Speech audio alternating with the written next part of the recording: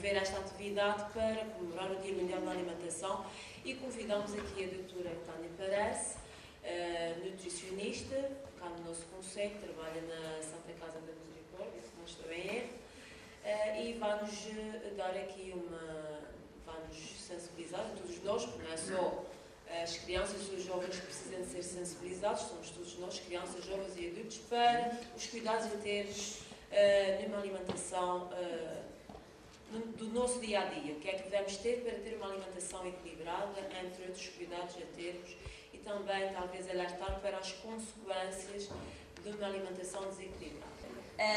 Coisas relacionadas sempre com a alimentação, mas não só da alimentação saudável. Existem outras problemáticas que afetam muito os jovens na vossa idade. Nos hábitos alimentares, hoje em dia, nós estamos a assistir a mudanças muito grandes. Temos, neste momento, o consumo de refeições processadas, isto porque muitas das vezes essas refeições são mais baratas, não temos tempo para quando chegamos a casa do trabalho ainda estarmos a cozinhar refeições muito elaboradas, por isso às vezes guardamos essas para o final de semana. O aumento dessas refeições. E alerto já que refrigerantes não são só sumos com gás, como muitos de vocês pensam. Tudo aquilo que leva corantes, conservantes, açúcares é considerado refrigerante.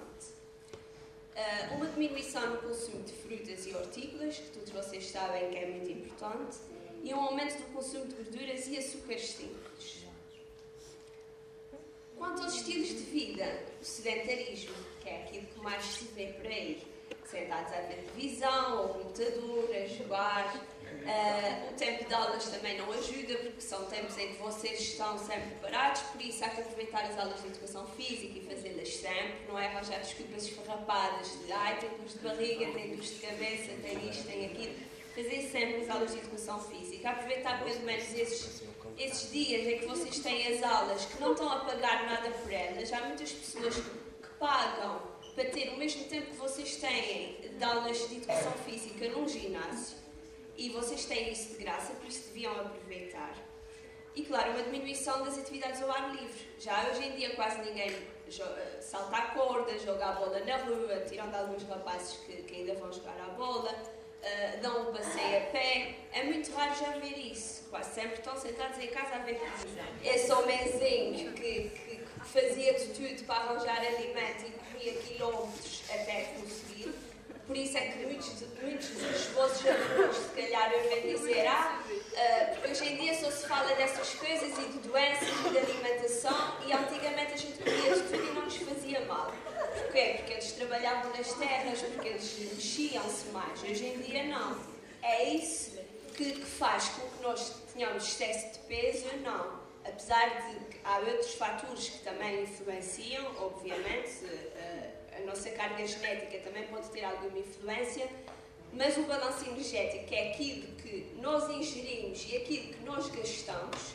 Imaginem que o que está no prato de tem esses meninos a comer, aquilo que nós ingerimos e aquilo que nós gastamos, se não for equilibrado, aí vamos claramente ter um aumento de peso, ou o contrário também se pode dar. Há muitos outros desequilíbrios e que muitas vezes são esquecidos e que também são uma problemática entre os jovens. Os déficits proteico-calóricos, que vamos chamar as coisas pelos nomes, é a fome. Muitas pessoas hoje em dia sofrem desse problema da fome, e a Federação Internacional que fala sobre a alimentação, a FAO, este ano decretou o Dia da Alimentação como o Dia Unidos contra a Fome. Exatamente por isso, porque estamos a atravessar uma crise enorme, há muitas pessoas a passar fome, e já não é só em África, como até há muito tempo se pensava.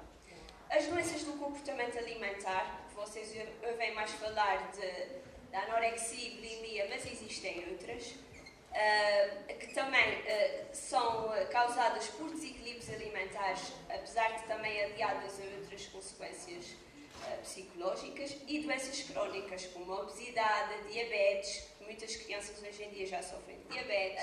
A malnutrição proteico-energética, ou a fome, é uma das principais causas de mortalidade infantil, sobretudo nos países da África. Manifesta-se quando não se consomem alimentos suficientes para satisfazer as nossas necessidades em energias e nutrientes, sobretudo quando não têm energia suficiente e proteínas suficientes para se desenvolverem. Quanto aos distúrbios alimentares, temos a anorexia, a bulimia, a compulsão alimentar, que também afeta muitos jovens, e hoje em dia já se descobriu um novo distúrbio que é a ortorexia.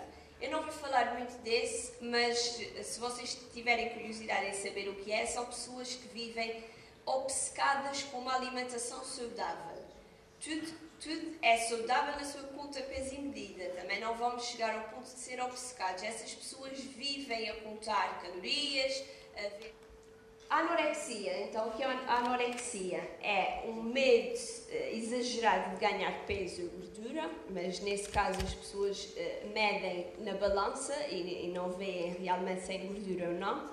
Limitam severamente a quantidade de comida que ingerem ao longo do dia.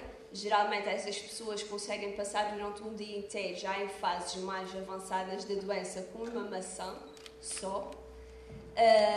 Fazem muitas vezes quando acham que comeram um bocadinho a mais, e isso de comer um bocadinho a mais é muito relativo, se calhar comeram mais metade de uma maçã e já foi demais, fazem exercício exageradamente e, claro, têm um distúrbio da imagem corporal, que é isso que marca muito a anorexia. Olham-se ao espelho, apesar de já estarem esqueléticas, mas veem-se sempre gordas. Isso já é um sinal de uma grande fraqueza e que o organismo já não está a funcionar corretamente. Quanto à bulimia, outro distúrbio alimentar, é exatamente o oposto. Essas pessoas adoram comer, mas não gostam realmente de ficar com peso a mais. Comem exageradamente, mas depois ficam com um sentimento de culpa e a seguir vão provocar o vômito, ou usam laxantes, ou usam diuréticos para eliminar o tal alimento a mais que consumiram, ou a gordura que se vai acumular como consequência desse alimento. Portanto, sinais de alerta. Escondem a comida, aqueles alimentos mais calóricos e que lhes dão mais prazer, para depois sozinhos terem os tais episódios de voracidade ou de comem muito. Mentem acerca daquilo que comem, para eles já à frente, geralmente à frente das outras pessoas, são pessoas que comem muito pouco